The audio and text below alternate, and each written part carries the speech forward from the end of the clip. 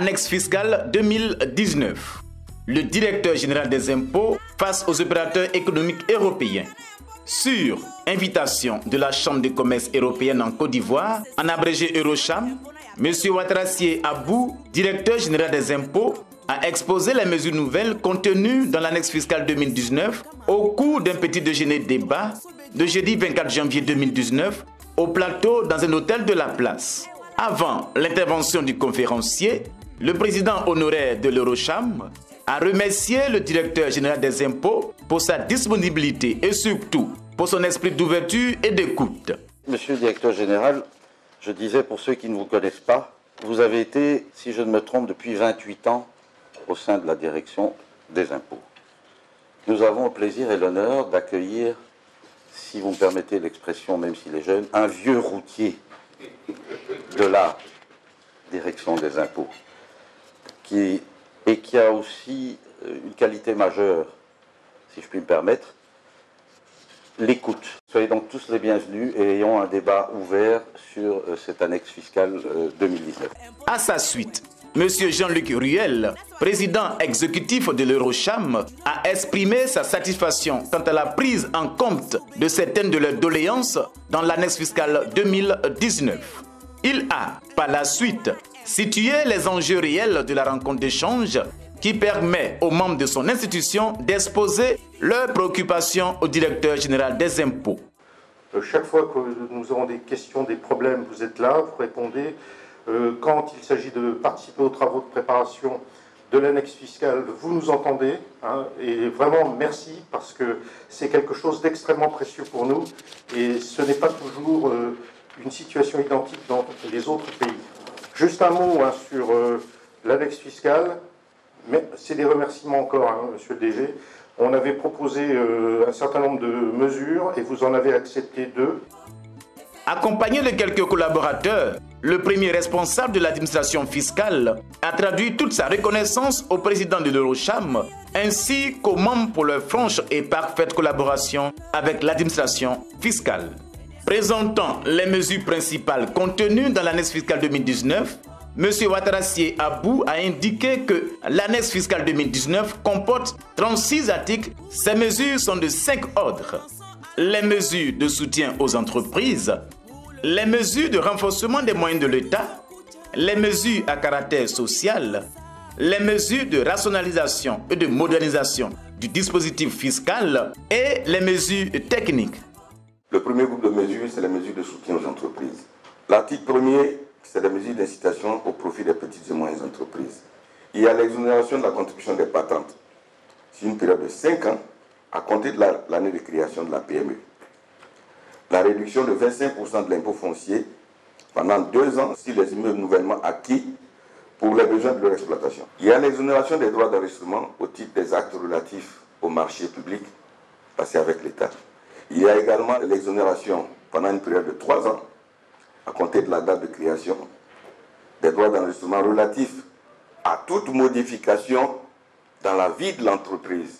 Il est également institué au profit des petites et moyennes entreprises, c'est-à-dire celles qui réalisent un chiffre d'affaires compris entre 200 millions et 3 milliards de francs CFA. Ça, c'est la qualification fiscale de la PME. Il leur permet donc de solliciter une vérification à blanc. Les entreprises de BTP sont autorisées à déduire dans la proportion de 95% la TVA grevant leurs acquisitions de graisse, gazole, etc.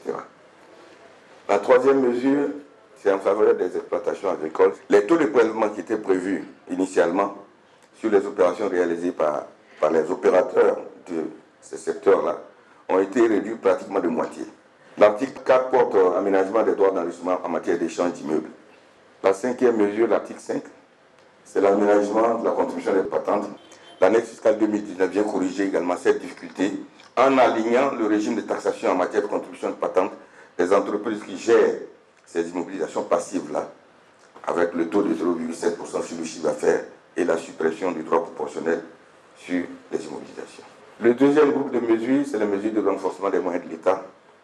À l'intérieur, l'article 9, c'est l'institution d'un droit d'accise sur les marques des véhicules de tourisme dont la puissance est supérieure ou égale à 13 chevaux. Les mesures en faveur de la formation. L'annexe fiscale 2019 prévoit un crédit d'impôt au profit des entreprises qui accueillent des stagiaires pour leur permettre, donc, comme je le disais tantôt, de valider leur diplôme. Ce crédit d'impôt se décline de la façon suivante. 25 000 francs par stagiaire pour les entreprises qui relèvent du régime de l'impôt synthétique et qui accueillent au moins 2 stagiaires.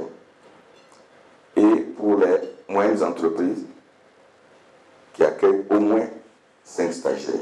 Ce crédit est porté à 50 000 francs CFA pour les grandes entreprises qui accueillent au moins 10 stagiaires. Le 4e groupe de mesures, c'est la mesure de rationalisation et de modernisation de notre dispositif, comme je l'indiquais tantôt. À l'intérieur, il y a l'aménagement du taux de l'impôt sur les bénéfices des personnes physiques. C'est l'institution de la facturation électronique. Il s'agit de sortir progressivement de la facture papier, la facture normalisée papier, pour aller à la facturation électronique. Après l'intervention du directeur général des impôts, les opérateurs économiques ont exprimé leurs préoccupations qui ont permis aux conférenciers d'y apporter des réponses idoines et rassurantes. Alors, qu'est-ce qu'on entend par entreprise des BTP? Première question. Seconde question, c'est la notion de paiement effectif qui a besoin d'être précisée. Est-ce qu'on conçoit le paiement effectif comme la réception des fonds de manière effective sur les comptes de la BCAO, ou est-ce qu'on peut le concevoir comme le mois à partir duquel le compte est débité? Qu'est-ce qu'on entend par entreprise de BTP? C'est celles qui sont dans le secteur des routes, essentiellement, parce que c'est le plus gros consommateur de graisse, de gazole, de lubrifiant. En revanche, si vous êtes une entreprise de construction de villas, opérations immobilières, et que c'est les pick-up que vous utilisez, les pick-up ne sont pas des engins. La date de paiement effectif, c'est la date où votre virement impacte nos comptes. Au-delà d'un seuil de 50 millions d'impôts et taxes, seul le télépaiement est autorisé. Je voulais savoir, ce montant est basé sur quelle période? Nous nous sommes installés sur un terrain appartenant au port autonome d'Abidjan. Nous versons une redevance annuelle. Je voudrais savoir, est-ce que nous avons l'obligation d'acquitter l'impôt foncier? Les 50 millions, Madame Moreau, c'est le chiffre d'affaires annuel. Toutes les entreprises qui réalisent un chiffre d'affaires annuel inférieur ou égal à 50 millions ne sont pas tenues d'effectuer les paiements par télépaiement ou par virement. Vous occupez un périmètre qui appartient au port autonome. Quel est le type de relation qui vous lie au port? Vous êtes amphithéâtre ou bien vous êtes locataire simple? Locataire simple, il n'y a pas de bail amphithéotique entre vous et le port. Si c'est une location simple, vous n'êtes pas tenu au paiement de l'impôt foncier. En revanche, s'il y a un bail amphithéotique qui vous lie au port autonome, là c'est différent. En tant qu'amphithéâtre, vous êtes soumis à l'impôt foncier. Qu'est-ce qu'on attend par établissement secondaire? Et concrètement, est-ce qu'il y a un modèle type ou bien c'est laissé à la libre appréciation des entreprises? J'ai un client qui a des entrepôts qui vont rentrer en service bientôt. Donc les entrepôts seront loués en contrat d'entreposage. Donc il y aura des factures d'entreposage avec son client sur lesquelles il y a de la TVA. Et sur ces entrepôts, donc il y aura la patente qu'elle va payer, bien sûr, donc les 18,5 sur la valeur locative. Mais est-ce qu'il faut aussi payer l'impôt foncier? Je pense que c'est l'impôt sur le patrimoine foncier, les 3% seulement qu'il faut payer, mais pas la différence des 12%. Et on entend par établissement secondaire toutes les entités, en plus du siège de l'entreprise, qui lui permettent d'exercer son activité sur l'étendue du territoire national. Madame Ouedraogo, il est tenu de faire déjà un bail, parce qu'il le fait à titre professionnel. Donc déjà, dites-lui ça.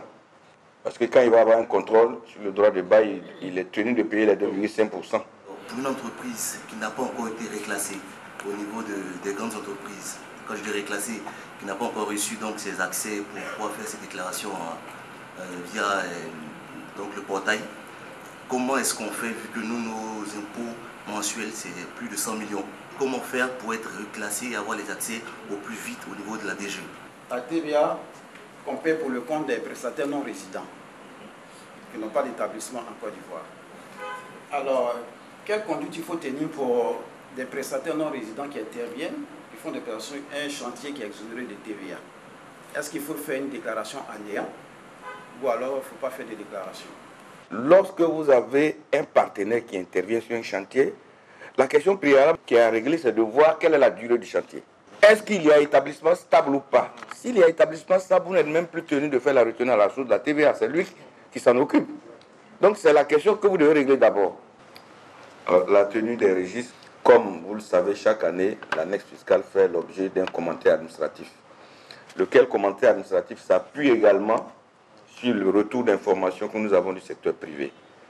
Nous allons donc enregistrer ces préoccupations-là et voir dans quelle mesure les questions peuvent être réglées au niveau administratif.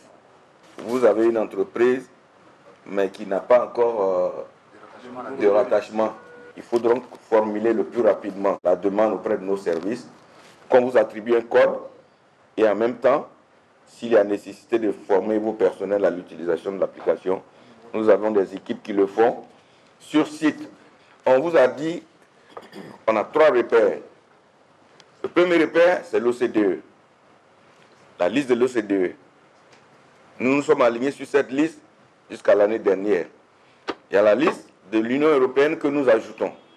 Mais le dernier critère que nous prenons, nous disons que si vous êtes en relation d'affaires avec une entreprise qui est située dans un pays où le taux de l'impôt est inférieur à la moitié du taux de l'impôt en Côte d'Ivoire, la Côte d'Ivoire considère ce pays-là comme un pays à fiscalité privilégiée.